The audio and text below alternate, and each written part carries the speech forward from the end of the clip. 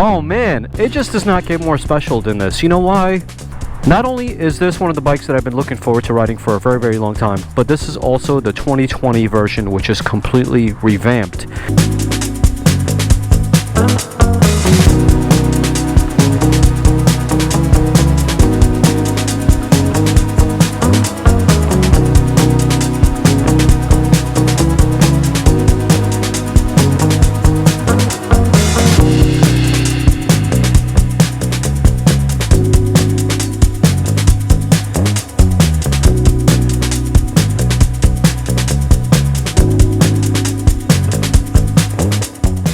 So first things first, let's talk about the changes in this 2020 model. It has a brand new 5-inch LCD screen that is very similar to the Street Triple RS, and quite frankly, I like this better than the Street Triple RS because everything is very easy to read. The RPM gauges, everything is very, very simple, easily laid out with big chunky fonts just the way I like it. Aside from that, Triumph is saying that this motorcycle weighs 7 pounds lighter than the previous outgoing generation. We'll find out once we get to ride this bike, but Triumph claims that this motorcycle is 416 pounds dry. So I'm going to assume that this one is above 500 pounds full wet weight. Other than that, the switches at night are fully lit up with a backlit light, which is pretty cool, but it also has a keyless entry, which I'm not really a big fan of. I like inserting the key, I like seeing it there, but this has a keyless entry. It's the future, it's where everything is going at the moment. And the other good thing is that this motorcycle for 2020 has a quick up and down shifter. The engine on this motorcycle is a 1050cc power plant that delivers 148 horsepower and 86 foot-pounds of torque. Suspension, as you can imagine, is Öhlins front, Öhlins rear. Brakes are pretty meaty and chunky also, just like you would imagine on a Triumph. In the front, we have twin 320mm 4-piston Brembos. In the rear, we got a single 255mm 2-piston Brembos.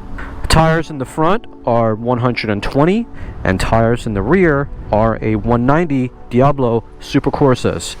These are the same tires that are on my Street Triple RS as well, and they're fantastic. I love them. This motorcycle, unlike the Street Triple RS, has a 6-axis inertial measurement unit. The inertial measurement unit has cornering ABS, cornering traction control, as you could imagine, just like all the new bikes out there. And just like the Street Triple RS, it's got 5 ride modes. You got rain, road, sport, track, and a user-defined mode where you can change things around any way you like.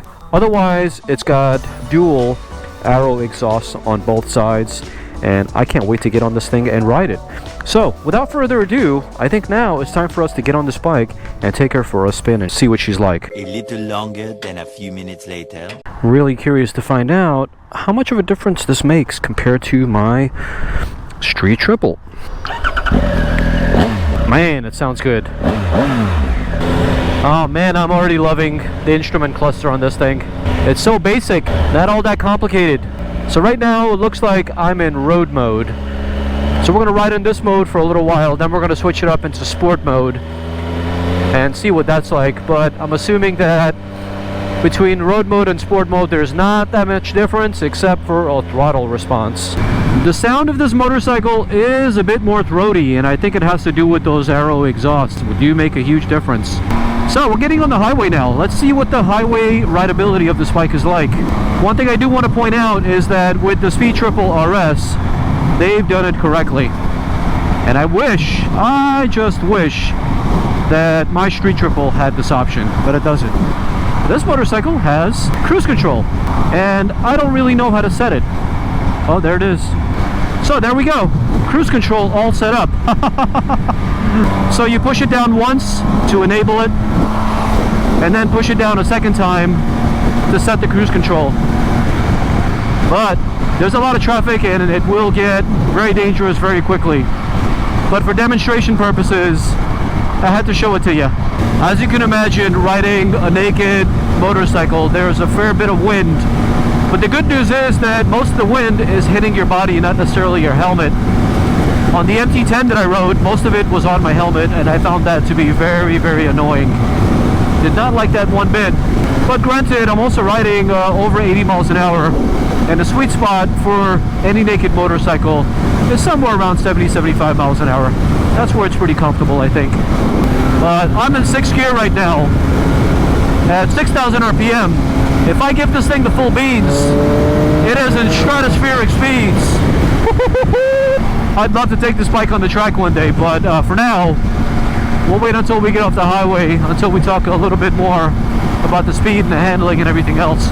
I gotta tell you though, for a 500-pound motorcycle, it does not feel heavy at all. It feels very, very similar to my Street Triple RS. Now let's just find out what happens whenever we take it down a notch and do regular street speeds of 20 to 30, 40 miles an hour. Let's see what the differences are. All right, here we go. Off the highway. Let's see what this quick shifter is like going down in the gears. All right, so the auto blipper function works pretty well. The gear shifts are nice and smooth and firm.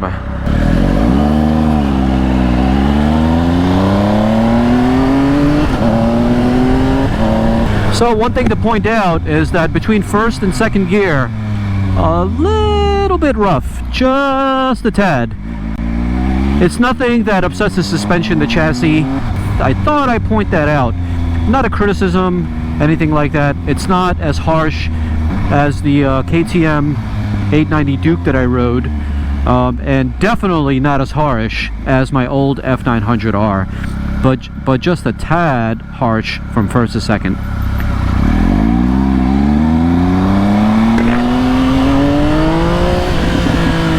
Woo, the little pops. Love it. Love it, love it, love it. Alright, so we just put it on track mode from road mode. Let's see what the throttle response is going to be like. Alright, let's see if we can give it the bean.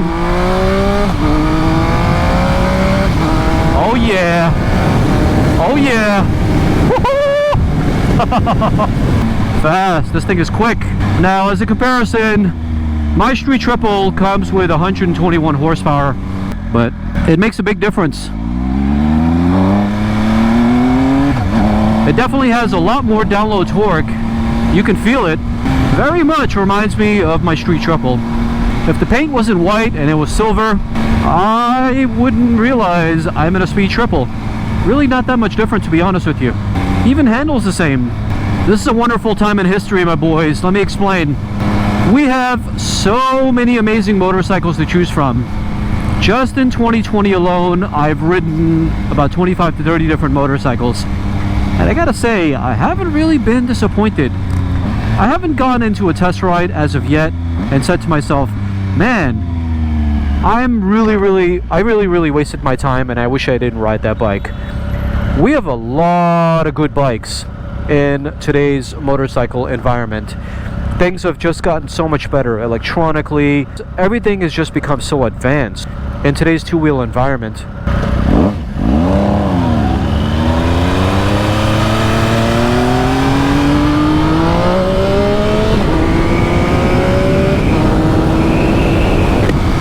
Motorcycles such as this compete with the likes of MT-10s, Ducati Street Fighters, even though that's a hyper naked. We're talking 200 plus horsepower, but we'll just throw that in there. I reviewed the Kawasaki ZH2, that's also another 200 horsepower monster. I'll throw that in there as well. You know, we're talking about 1000 cc and up. They are all phenomenal. I have not ridden one and said to myself, damn, I wasted my time. That motorcycle sucks. We have quick up and down shifters to make not only our lives easier, but make us faster on the track. We have 6-axis IMUs, which stands for inertial measurement units, that not only make us faster on the track, but also make us safer on the street. Things like cornering traction control that this motorcycle has, cornering ABS. I'm not sure if it has wheelie control, but I'm assuming that it does, so we'll just throw that in there as well. All these things are designed to make us not only faster, but also safer on the road. But they have an absurd amount of horsepower, 150 for this motorcycle. And then the top tier motorcycles, such as the Street Fighter V4S, we're talking 200 plus. ZH2s, the MT-10s, yada yada yada, which I've ridden, all of them. But I haven't been disappointed, and each one of them has a different personality, and each one of them is made for a different audience. Now, the audience that this motorcycle is made for is for the gentleman hooligan. And I'm not making this up.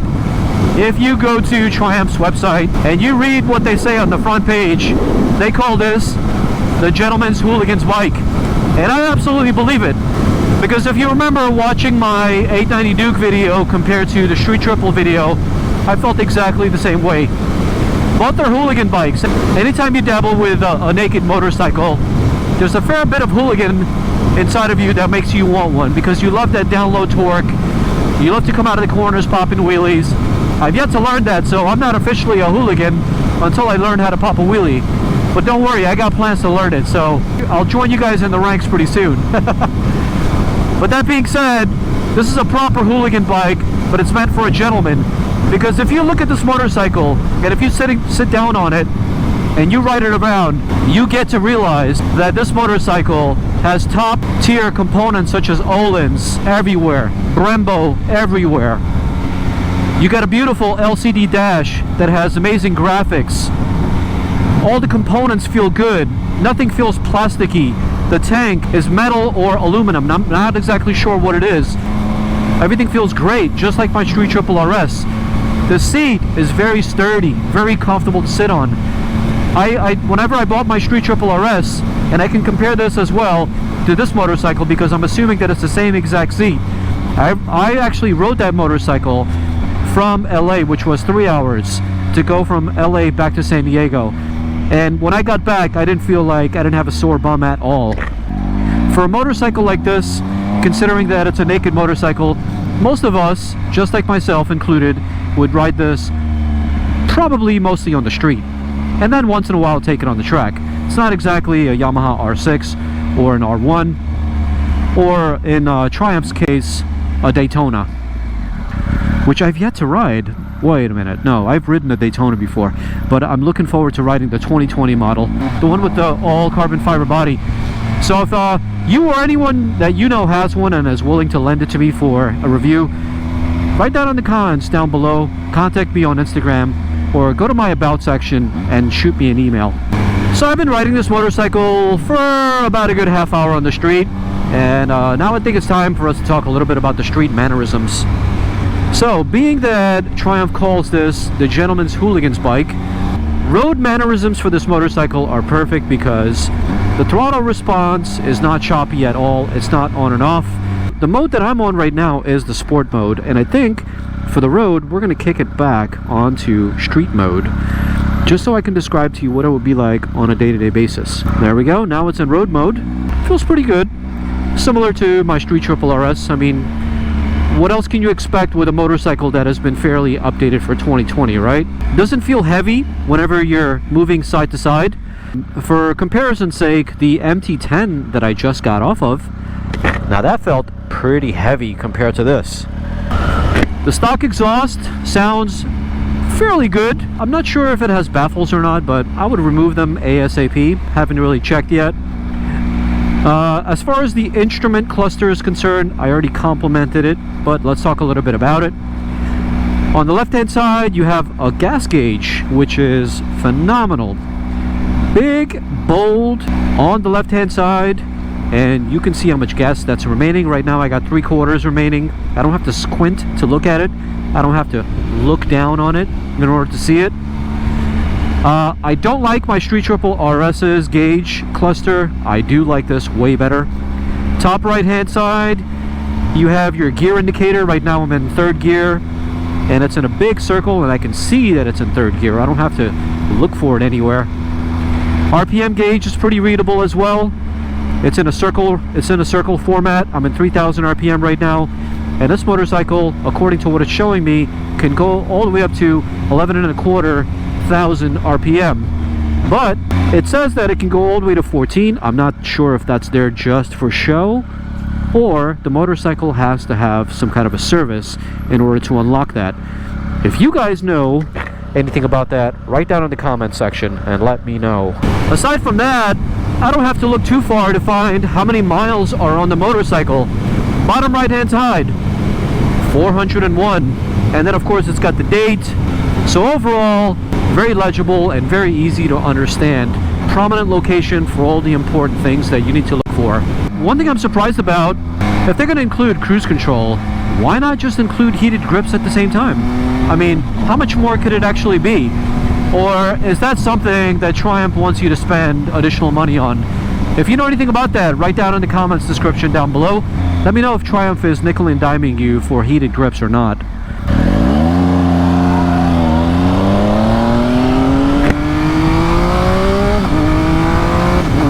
Power on this bike is explosive. I'm not riding this motorcycle and saying to myself, oh, I don't know, man, 150 horsepower, I just came off of a Ducati Street Fighter V4S.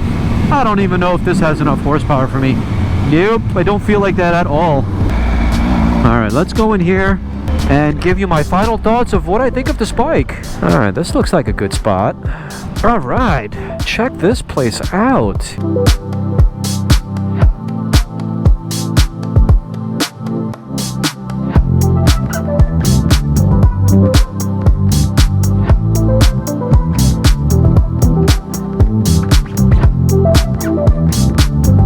This has been phenomenal. I'm very, very happy, very, very pleasantly surprised about how this bike runs. Everything about it reminds me of my Street Triple, except it has more power and it weighs a little bit more, which I really can't tell when I'm riding around. As far as the looks are concerned, I love how it's dripping with carbon fiber. You got carbon fiber here, you got carbon fiber here, and of course you got carbon fiber on the Arrow exhausts. Of course, the tips are carbon fiber as well. But otherwise, fantastic bike. And also, I forgot to mention, I recently launched my brand new merchandise website. If you want to go check that out, go to petropowered.co. Otherwise, I will see you guys on the next episode. Thank you so much for tuning in, and I'll talk to you guys soon. Take care. Ciao for now.